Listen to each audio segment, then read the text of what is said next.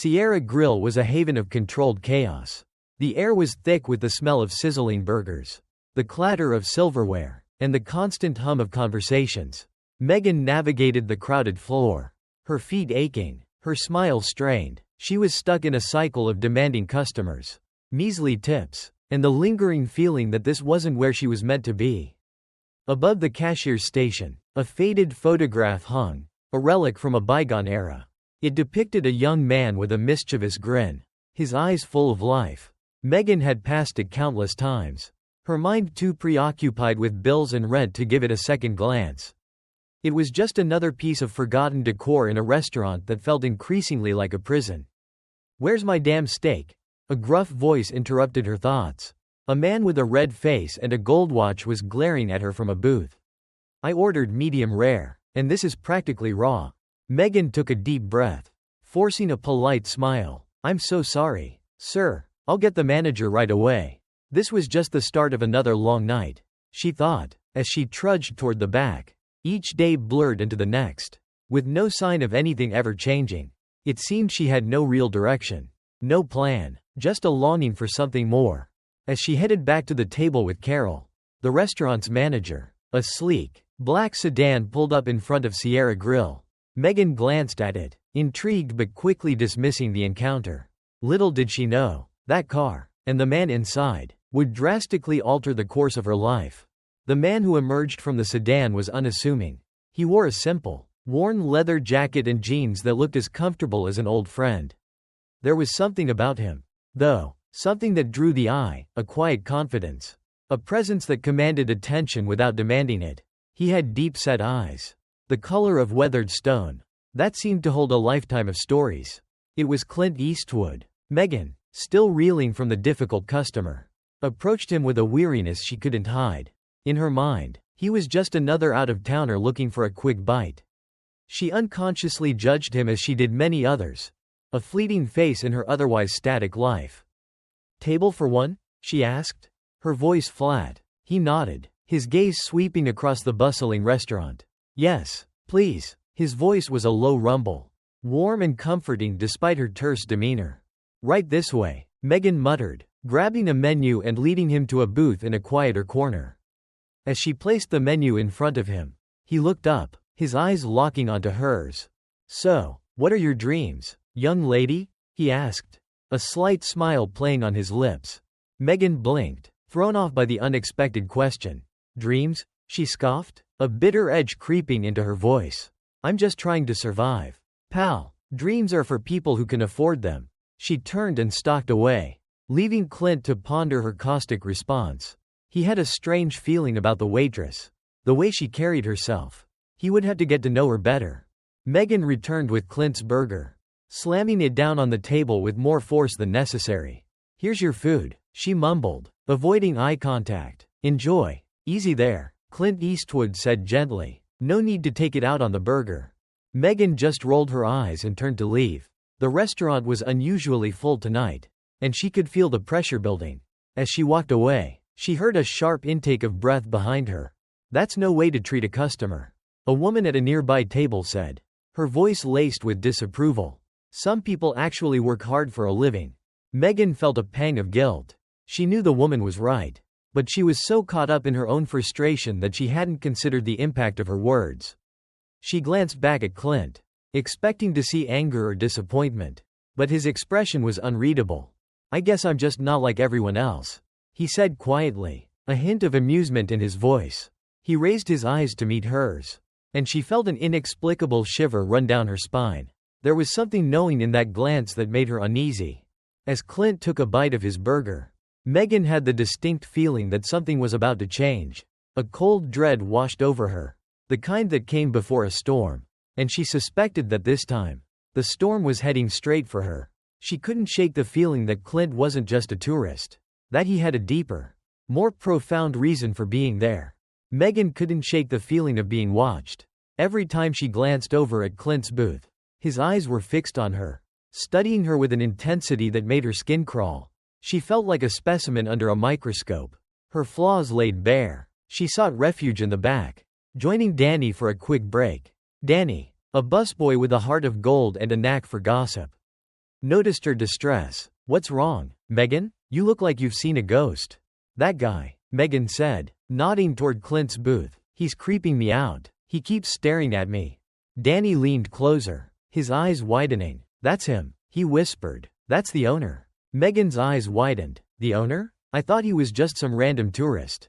"Nope," Danny said, shaking his head. "He comes around every once in a while. Usually unannounced. Nobody really knows much about him. They say he's super rich. But he lives like a regular Joe. Really mysterious." As if on cue, Megan saw Clint Eastwood smile at a small child who had wandered over to his booth. He said something to the child, his face softening in a way she hadn't thought possible. It was a brief, fleeting moment of warmth that contradicted the coldness she had perceived earlier. But it was enough to plant a seed of doubt in her mind. Who was this man, really? Megan forced herself to approach Clint's booth with the bill. Her hands trembled slightly as she placed it on the table. "Here you go," she said, her voice barely above a whisper. Clint looked up, his eyes meeting hers with a surprising gentleness. "Thank you," he said, "but before I pay, I have a question for you." Megan braced herself for a reprimand, for a lecture about her attitude. "Okay," she said cautiously. "Do you like your job?" he asked, his voice low and sincere. Megan was taken aback. "What? Do you enjoy working here?" he repeated. "Does it fulfill you in any way?" Megan hesitated. She had never really considered the question before. "It's a job," she said finally. "It pays the bills. But is it what you want to do?" he pressed. "Is it what makes you happy?" Megan bristled at his persistence. "Look," she said, "I don't know you, and I don't need some stranger judging my life choices." Clint chuckled softly. "I'm not judging you, Megan. I'm just asking questions. We all make mistakes. We all have regrets. The important thing is to learn from them and keep moving forward."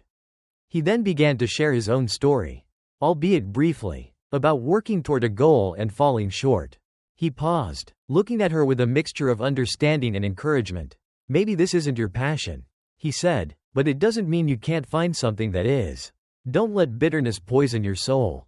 He left a generous tip, far more than the bill warranted. Megan stared at the money, feeling a wave of shame wash over her. She had been so quick to judge him, so quick to dismiss his words. But now, she couldn't help but wonder if he was right. Clint stood up and headed for the door, leaving Megan to grapple with his words. As he approached Carol, the manager, Megan overheard a snippet of their conversation.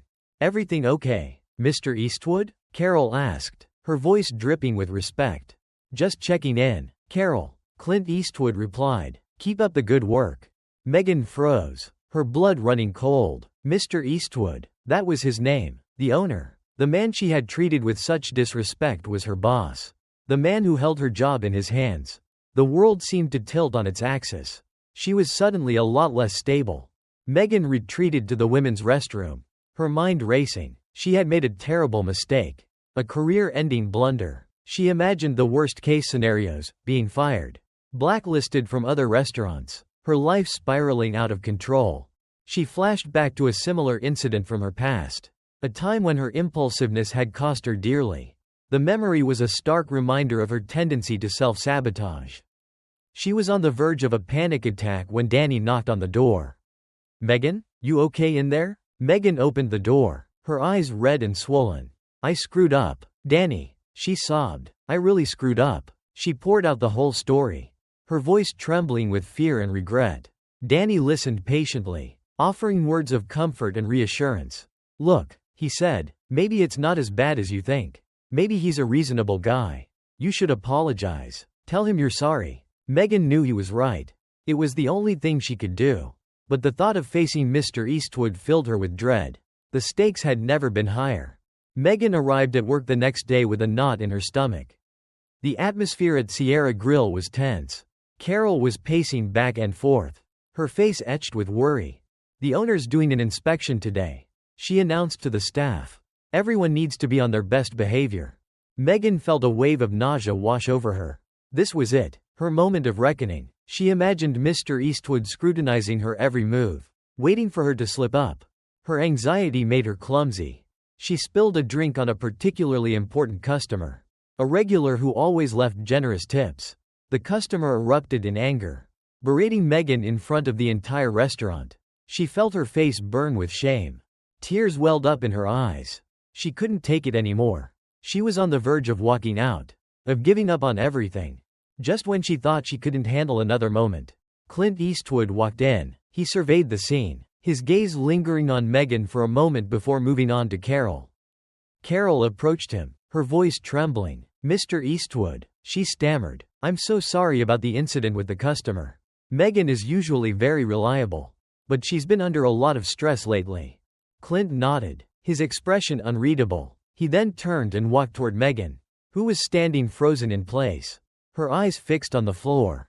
"Megan," he said softly. She looked up, her heart pounding in her chest. "Mr. Eastwood," she whispered, "I'm so sorry. I was rude to you. I was disrespectful. I understand if you want to fire me." Clint Eastwood looked at her for a long moment, his eyes searching hers. "I'm not going to fire you, Megan," he said finally, "but I'm not going to pretend like nothing happened. You made a mistake. You let your anger get the best of you. But I believe everyone deserves a second chance." He then shared more details on a past mistake he made, and asked her to learn and grow from this. Megan felt a mix of relief and disbelief wash over her. "Thank you," she said, her voice choked with emotion. "I won't let you down." Clint smiled. "I know you won't," he said. "Now go out there and show me what you can do." The relief she felt was palpable, as if a physical weight had been lifted from her chest. But she knew that this was just the beginning. She had a long way to go to earn his trust and prove that she deserved this second chance. Megan's transformation didn't happen overnight. It was a slow, arduous process, fraught with challenges and setbacks. She learned that being patient with difficult customers was an art form, a delicate dance between empathy and assertiveness. It wasn't about being a pushover. It was about understanding where people were coming from, recognizing their frustrations, and finding a way to diffuse the situation without sacrificing her own dignity. She started to pay closer attention to the small details, the subtle cues that revealed a customer's mood or needs. She noticed the harried mother struggling to keep her children in line, the lonely senior citizen seeking companionship, the young couple celebrating a special occasion. She began to tailor her approach to each individual, offering a kind word, a listening ear, or a complimentary dessert. One day, a customer snapped at her for taking too long to bring his coffee. Megan felt the familiar surge of anger rising within her, the urge to lash out and defend herself. But then she remembered Clint's words, "Don't let bitterness poison your soul." She took a deep breath and forced herself to smile. "I'm so sorry for the delay, sir," she said. "We're a little short-staffed today, but I promise to make it up to you. How about a free pastry on the house?" The customer, taken aback by her unexpected kindness, hesitated for a moment, then grudgingly accepted her offer. As Megan walked away, she realized that she had turned a potential conflict into an opportunity for connection. She also sought guidance from Carol, who, to Megan's surprise, became a valuable mentor. Carol shared her own experiences, revealing the challenges she had faced in her career and the strategies she had used to overcome them. She taught Megan the importance of setting boundaries, of standing up for herself, and of finding joy in her work. The change in Megan's attitude had a profound impact on the atmosphere at Sierra Grill.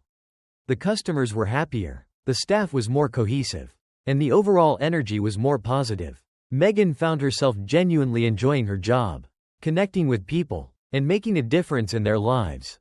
One day, a regular customer, a successful entrepreneur named Mr. Thompson, approached Megan with an offer. He had been impressed by her work ethic and her customer service skills, and he wanted to offer her a position at his company, a fast-growing tech startup. The pay is significantly better, and the benefits are excellent. Mr. Thompson said, "I think you have the potential to do great things. Megan, you're smart, hardworking, and you have a natural ability to connect with people." Megan was flattered and tempted.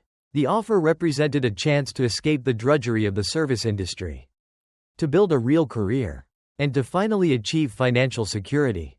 She wrestled with the decision for days, weighing the pros and cons. Ultimately, she turned down the offer. She realized that she wasn't ready to leave Sierra Grill. She had invested too much time and energy into her personal growth, and she felt a sense of loyalty to the restaurant and its staff.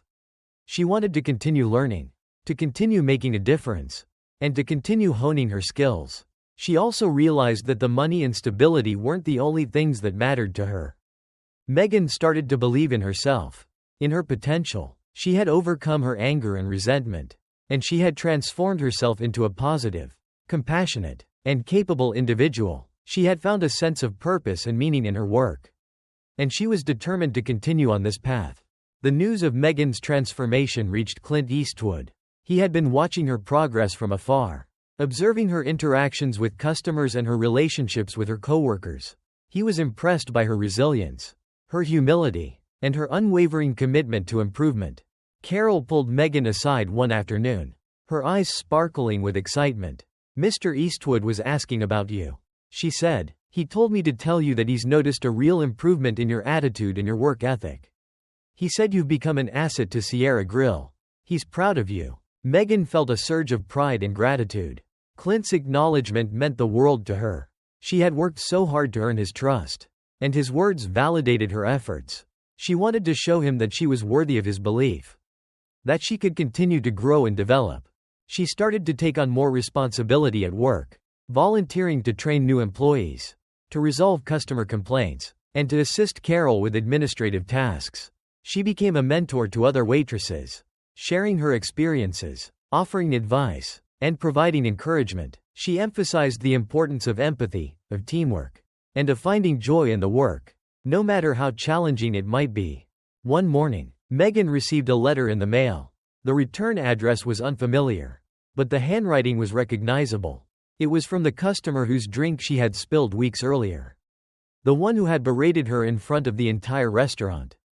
Megan hesitated to open the letter, fearing the worst, but curiosity got the better of her, and she carefully tore open the envelope. Inside, she found a handwritten note.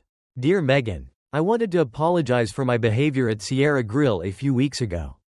I was rude, disrespectful, and completely out of line. I was having a bad day, and I took it out on you, which was unfair and inexcusable.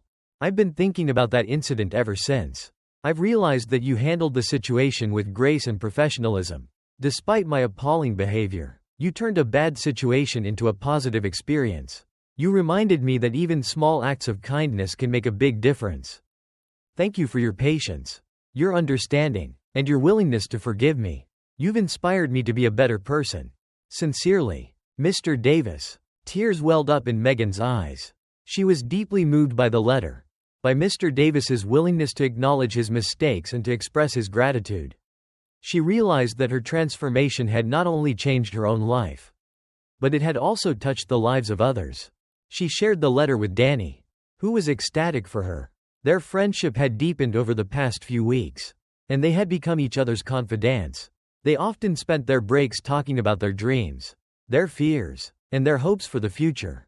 As Megan continued to grow and evolve, she began to reflect on her long-forgotten dreams. She had always wanted to be a writer, to tell stories that would inspire and uplift people.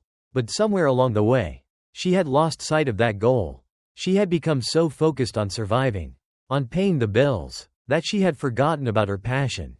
Inspired by her recent experiences, Megan decided to start writing again. She bought a small notebook and a pen, and she began to scribble down her thoughts and feelings during her breaks. She wrote about her childhood, her struggles, her triumphs, and her hopes for the future. She found that the act of writing helped her to process her emotions, to make sense of her experiences, and to connect with her inner self. Then, a difficult situation arose at work. Carol had to take an unexpected leave of absence to care for her ailing mother.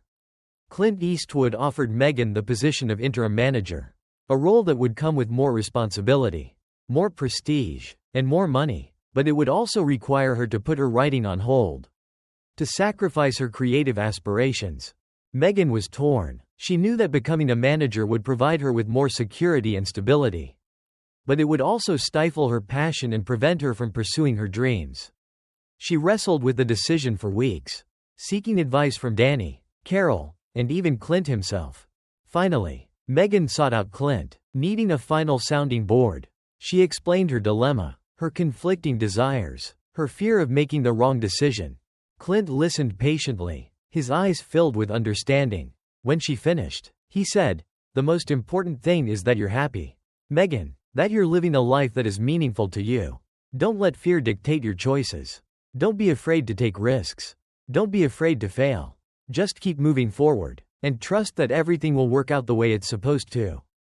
He continued, "The managerial position is a good step. But is it what you truly desire, Megan? Or is it a safety net? Is it something you think you should do, rather than what you want to do? Listen to that inner voice. Because it's leading you to your destiny." Megan pondered his words, letting them sink into her soul. She knew that Clint was right.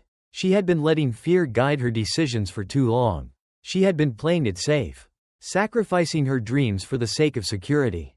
She took a deep breath and made her choice. She politely declined the position of interim manager, explaining to Clint Eastwood that she needed to focus on her writing. He understood and respected her decision.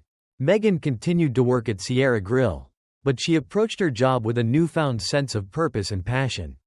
She used her breaks to write, jotting down ideas, crafting stories, and honing her skills. She also began to share her writing with others, joining a local writing group and submitting her work to literary magazines.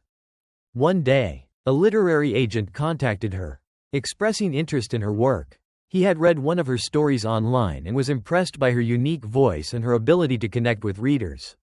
He offered to represent her, to help her find a publisher, and to launch her career as a writer. Megan was overjoyed. Her dream was finally coming true. As she greeted a new customer at Sierra Grill, ready to create a positive experience, she glanced up at the faded photograph on the wall. Now, when she looked at it, she saw not just a reminder of the past, but a symbol of hope and a testament to the power of second chances. She smiled, knowing that her journey was just beginning. She had found her voice, her purpose, and her path, and she was ready to share her stories with the world. The restaurant remained a symbol for her, a constant reminder that hard work, kindness, and the willingness to learn can transform a life, one act at a time.